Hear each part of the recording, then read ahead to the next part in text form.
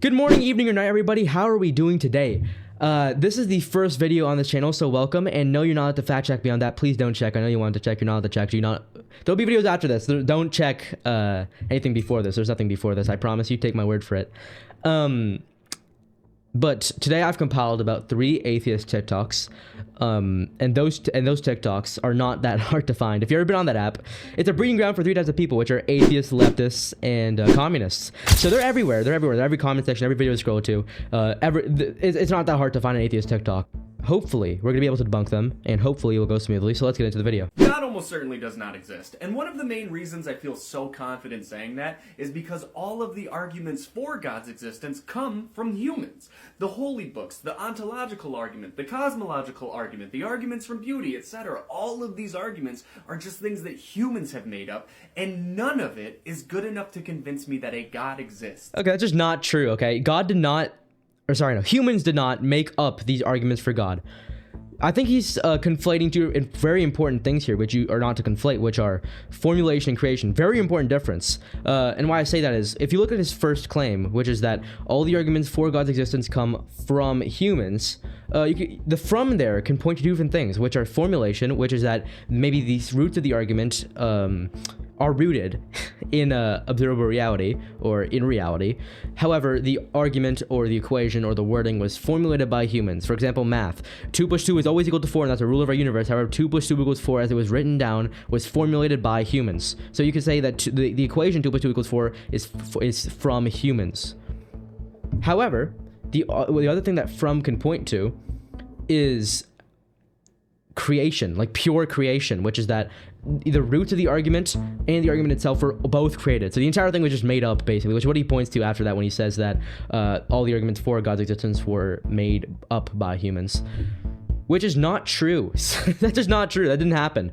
In the cosmological argument, which he listed out, which I don't know why he didn't engage with that, but humans really very carefully looked at causal links in chains and realized that, hey, an infinite chain won't explain why a chandelier is hanging above my head, right? That's not. We looked at that and realized, oh, this is this reality. Maybe we could turn this into an argument. Maybe we can formulate it into an argument. So all these arguments were formulated, not created, and that's a very important difference. I get asked sometimes what it would take for me to start believing in a God, and the answer is so simple.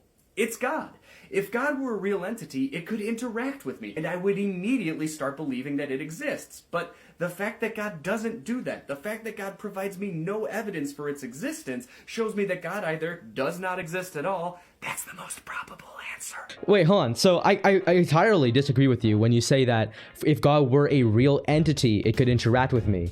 Which is not the case. Many real entities don't interact with you ever. Actually, most humans don't interact with you ever in your or their lifetime. God doesn't have to prove himself to you because you don't believe in him. That's the burden of proof is not on God, right? Now, how would you even know that's God? you could go into a dream. You go into deep slumber, and you could have a dream where God talks to you. I doubt you'd believe that was actually God. Now, I don't think there's anything that God can do that will make you believe that he exists. Actually, I don't know. If there's much. It doesn't care if I believe in it or not, or it is an actively evil God that created me with the sole intention of torturing me forever in the afterlife, and that's why it lets me continue to not believe in it. Okay, so when you say that, so one can only come to this conclusion if they completely don't understand the concept of hell at all, which is that they believe that hell is an eternal torture chamber where you're burned on a stake for eternity, when it's not. Hell is actually just the absence from God, right? So then you lose all the good attributes of that comes with him and everything. So then it's not actually him wanting to burn you in hell for eternity, simply because you don't believe in him, right? You don't believe in him, so he says, okay, you can stay in that disbelief for eternity. However, when you say that there's an evil God, that's very interesting because most people believe that an evil God isn't actually a contradiction. There can't be an evil God, and the reason why I say that is because most people define God as a being which, one, created all of us, obviously, but is also maximally perfect, and has maximally great making capabilities, right? However, perfection is not a trait of evil, and so you can have a 99% perfect being if it's evil via deceit or pretending to be perfect or emulating perfection for deceitful reasons. However, you can't have a 100% maximally perfect being if it's evil, because perfection is not a trait of evil. But you can have one with a good being. So a god has to be good by definition, and an evil god is a contradiction. I told you I have a friend named Jason, and Jason is a great dude. In fact, Jason loves and cares about you more than anyone you've ever met. Jason knows everything about you also. Jason even knew you before you were born, and Jason knows every single thing you're going to do throughout your life. You'd probably want to know how and why Jason feels that way towards you, and how and why Jason knows all of those things about you. You'd probably want to meet Jason for yourself, right? And that makes sense. Why would Jason, this person that you've never even met, love you so much? And why would Jason know so much about you when you don't know anything about them at all? Okay, well, the reason why it would be weird for Jason to know everything about you is because what you're doing right now is you are taking God's abilities, a superhuman creature, and then you're just applying a superhuman, you're just giving a superhuman trait to a human being and saying, oh, well, why does one make sense and the other doesn't? That's basically what you're doing right now. That's like me saying that God is omnipresent, and then you say, okay, well, Jason's also omnipresent now, and why does it make sense that he's not right here? Don't he have to explain himself, that he's everywhere at once? Yeah, well, because he's a human being. You can't just give superhuman traits to human beings and say, oh, isn't that weird? Yeah, that's weird, actually. It would be weird for a creation to know so much about a fellow creation that's almost as if he's a creator, because he's not a creator. He didn't make you. There's no reason. Human beings have to meet each other and to know, in order to know anything about each other, unless there's like a celebrity or something. So it's pretty weird that Jason, a random person, knows everything about you, because that's not possible. that's not possible. And that's why. If you're like me, you want answers to these questions, and you want the answers to come from Jason. It should be Jason's job to explain himself. Yeah, it should be Jason, another human being's job to explain himself. It shouldn't be the creator doesn't have an obligation to explain himself to his creations. It should not be the job of humans to defend God's existence. God should do that. Just like you shouldn't have to hear about Jason from me. You should be able to just go interact directly with Jason yourself. You shouldn't have to hear about God from prophets and other believers. You should be able to interact directly with God yourself, so God can answer all of the questions that you have about it. And the fact that every religion says that you can't, and every religion has safeguards set up, and excuse after excuse after excuse to explain away why you can't interact directly with God, should give you pause. It should make you doubt the idea of God's existence more, not believe in it more. First off, if you label God as an it, there's not much it can interact with you, because that means it's not a personable creature, or a personable being rather. So it makes no sense how you just say it and then expect that it to interact with you, because that would make God an inanimate object. But other than that, no, God doesn't have an obligation to talk to you. But then when you say that all religions have safeguards set up, you know, as a reason to why you can't interact with God. Well, yeah, that's true, but safeguards or excuses don't necessarily disprove what they're excusing. For example, scientists have a bunch of excuses as to why you can't see or interact with subatomic particles unless you're in very specific circumstances, very similar to what religions say about their God. But I don't see you denying science, do I?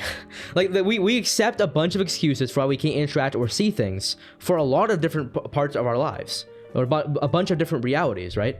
We can't see many different types of light. We can't interact with many different types of light until we've learned to harness them, right? So again, I don't know why we just simply make an exception for God and say, oh no, well, this one has an excuse and therefore it's wrong, when many other things also have excuses, yet we don't label them as wrong. Exists, and so does an afterlife, and belief in God is essential to having a blissful afterlife, then God should provide me with enough evidence to believe in it. It's God. It knows exactly what it would take to convince me, and so it is actively choosing to not do that. And so I am actively choosing to not believe in it until it does something, literally anything, to make itself worthy of belief. And on that note, I'm going to be over here being good without God, and I hope you have an absolutely fantastic day. All right, next video. Does God exist? Here's how to prove that God does not exist using logic and reason. Mainstream Christianity says that God is all-loving, meaning he wants the best for everyone. It also says that God is all-powerful and knows everything. But here's the problem. Some souls go to hell, which is an eternity of the worst fate imaginable. So if God wants to prevent souls from going to hell but can't, then he's not all-powerful. But if he can prevent it but doesn't, then he's not all-loving. So how does this make sense? No, actually, hell might be the worst fate imaginable, sure, but it's not a fiery pit of hell. Again, why do a lot of these people think the same way, which is that hell is just, an eternal torture chamber where you're burned on a stake for eternity. he put a lava lake as a picture of hell. That's not what hell is, actually. You can't... God won't send you... God won't burn you alive for eternity simply for not believing in him. That's not how God works. What hell is, again, is separation from him. You chose to live a life on earth separate from him, so he says, okay, you can live eternity separate from me. He has the power to... I don't know where he's getting this. God doesn't have the power to send people or to stop souls from going to hell from. I don't think anyone's ever said that. At least I never heard anyone say that. But again, letting souls go to hell doesn't make him not all-loving.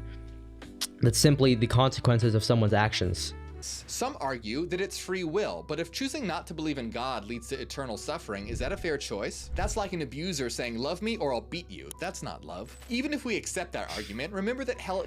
No, it's not actually. No, it's like a random guy coming up to you and asking if you want to like go out somewhere. You say no, and then he says okay, and then leaves you alone.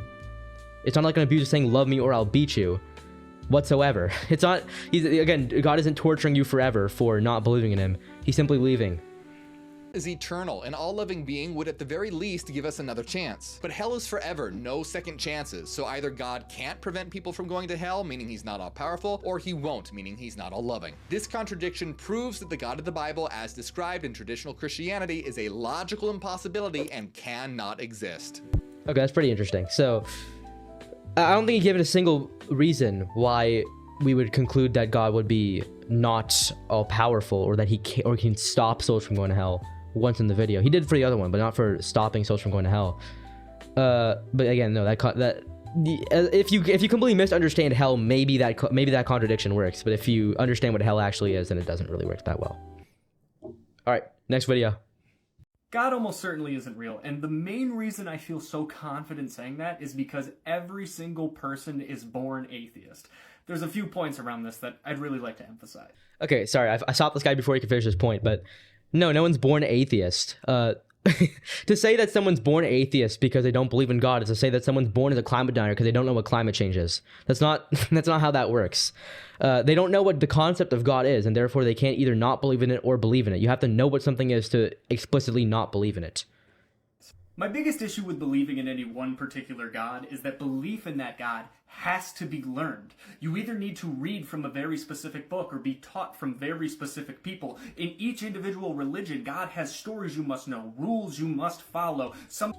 Okay, so I don't really know why he believes that, because there's always different individual religions that all of a sudden disproves the existence of a God altogether. Because God, again, doesn't force one religion onto us. You say things have to be innate. That's pretty weird. I don't know why you think that. Almost every reality of our universe, or every actual factual thing in our universe, including like all of science, is not innate to us, right? We don't have Newton's third law written in our DNA. That's not something we have. So I don't know why you think innateness or something being carved into our genome is that important. Things are metaphors, other things are real, but none of it is innate to us as human beings. The words in holy books don't appear in the night sky in a language we can all collectively understand. They aren't whispered into our brains every night as we fall asleep. They weren't revealed to us the first time we were able to examine DNA. No, we have to face the facts that the words from holy books just came from the minds of other humans who convinced people, often through force, that they didn't think of those words themselves. Those words came from God. The words from holy books are not special. They are not built into us nor the universe as a whole. They are just random compilations of thoughts from people who were mentally unwell. People who believed that the voices in... Okay, so... No, not really. You said that the people in these holy books, or the people that spread these holy books or made these holy books, spread their things through force. That didn't happen for most of these holy books. There's one or two religions at the very top. One religion at the very top in the top three that did. But for the other two, and for most religions, That's not the case. They were spread, at least at the start, very peacefully. Obviously, every religion has done bad stuff. Every religion has been spread through violent means at one point or another. However, the people who he's talking about, which are the people who've claimed to actually hear from God, did not spread these messages through violence. That just didn't happen. In fact, most of the time they were persecuted for their beliefs.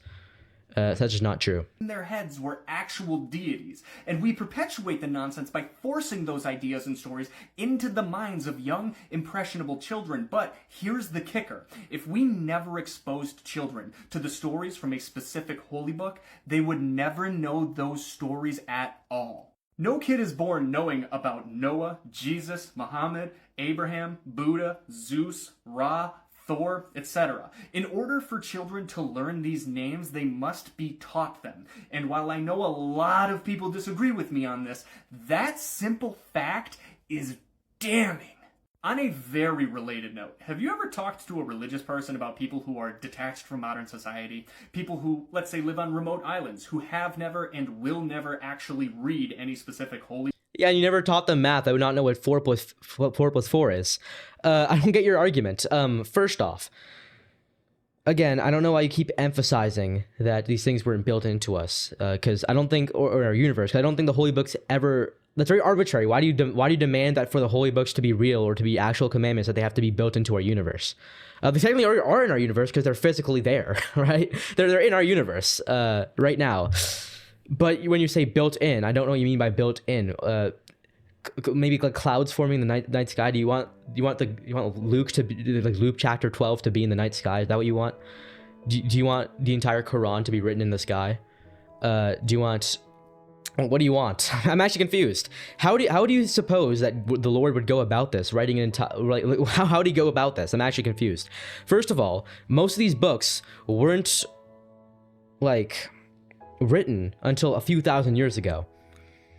So it would be very weird for him to just suddenly start putting words in the sky, right? Like, it would be very weird for him to just randomly start writing stuff into our DNA. That would be pretty odd. So I don't know what he wants right now. But also, this guy's a leftist. It's very ironic coming from a leftist saying that we are indoctrinating children. Considering the second that any child enters elementary or middle school, they're immediately indoctrinated with transgenderism, feminism, and climate alarmism, especially climate alarmism. So I don't know what he means by that. I mean, everything that he believes in as a leftist has been pushed in the minds of children through the education system. So I don't know what he's talking about. I don't know if you see the double standard there, but you know, whatever.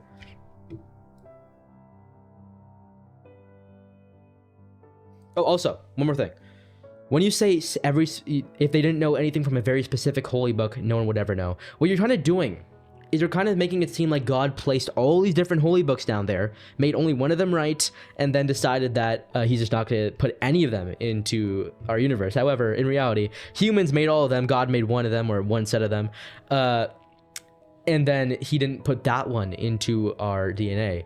So I'm not very sure. So I'm not really sure about the framing of this, but you know, whatever.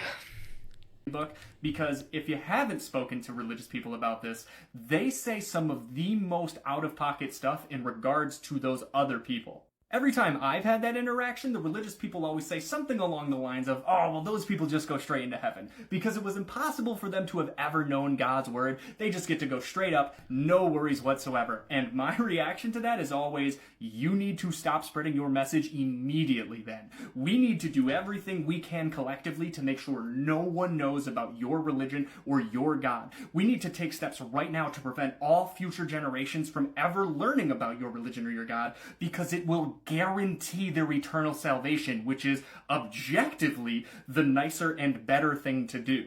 The responses I get to that are often, well, since I already know about this word, it's actually my job and my duty to make sure I spread it, to make sure as many other people know about this as possible. And how do you not see that makes your religion a zombie mind virus? You have been infected, and rather than quarantining and doing all that you can to save the rest of humanity, what you're telling me is that you actively go out and spread these ideas, and more often than not, let's be honest, you probably damn people to eternal suffering rather than letting them stay ignorant and have access to eternal salvation. What? At least, that's what they believe. Personally, I don't believe in heaven or hell at all. However, I am a big fan of people keeping their religious ideals to themselves. On that note, Okay, that's funny. That's funny. That's not how salvation works. Salvation isn't like a loophole, right? You can't just like cheat the system. Salvation, let's say for someone on a remote island, while you won't be tried to like, let's take the Bible for example. Obviously, they won't be kind of judged on whether they know who Jesus is or not, where they proclaim Jesus was Lord. However, they probably would be judged based on what moral stuff they've done. Let's say two tribes, right? A cannibalistic tribe and a tribe that, you know, obviously not perfect, doesn't have perfect moral clarity, but it tries their best, right? Has at least close enough to what the objective moral truth is. Which would you generally think that they're going to be tried equally? Obviously not. One tribe, if they both have never heard of any religion, one tribe's obviously going to be accepted at least more leniently than the other one. That's just a fact.